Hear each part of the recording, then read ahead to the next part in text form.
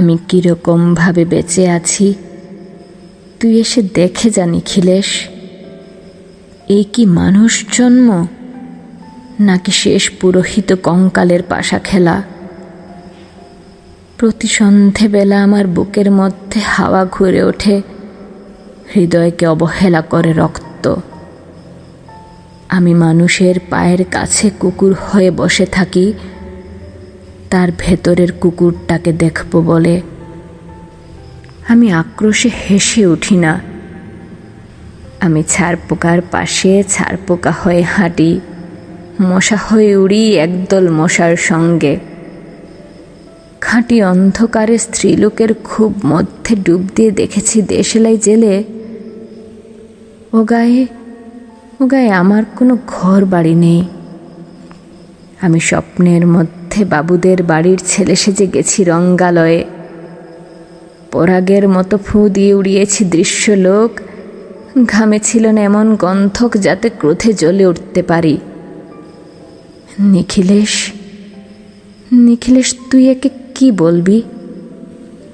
আমি শোবার ঘরে নিজের 2 হাত পেরেক বিঁধে দেখতে চেয়েছিলাম যিশুর কষ্ট খুব বেশি ছিল কিনা। আমি ফুলের পাশে ফুল হয়ে ফুটে দেখেছি, তাকে ভালোবাসতে পারি না।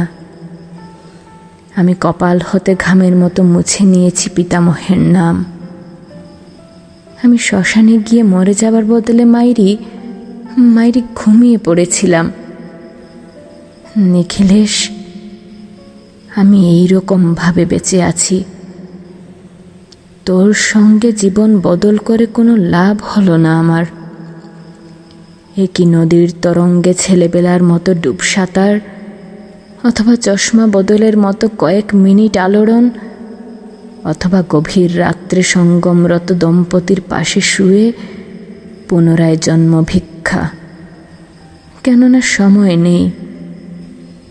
আমার ঘরের দেয়ালের চুন ভাঙা দাগটিও বড় প্রিয়। মৃত গাছটির পাশে উত্তরের হাওয়ায় কিছুটা মায়া লেগে আছে। ভুল নাম ভুল স্বপ্ন থেকে বাইরে এসে দেখি উই পোকায় খেয়ে গেছে চিঠির বান্ডিল। তবুও অক্লেশে হলুদকে হলুদ বলে ডাকতে পারি। আমি সর্বস্ব বন্ধক দিয়ে একবার একটি মুহূর্ত চেয়েছিলাম একটি ব্যক্তিগত 0 আওয়ার।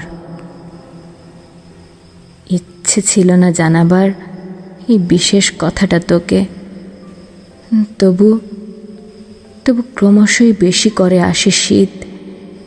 রাত্রে এরকম জলতেষ্টার কখনো পেত না। রোজ অন্ধকার হাতড়ে টের পাই 3টি ইঁদুর নয়, মুশিক। তাহলে কি প্রতীক্ষায় আছে অদূরেই সংস্কৃত শ্লোক? পাপ ও দুঃখের কথা ছাড়া আর এবেলায় কিছুই মনে পড়ে না। আমার পূজা ও নারী হত্যার ভেতরে বেজে ওঠে সাইরেন। নিজের 2 হাত যখন নিজেদের ইচ্ছে মতো কাজ করে, তখন মনে হয় ওরা সত্যিকারের। আজকাল আমার নিজের চোখ দুটো মনে হয় এক পলক সত্যি চোখ। এরকম সত্য পৃথিবীতে খুব বেশি নেই আর। এরকম সত্য পৃথিবীতে খুব বেশি নেই আর।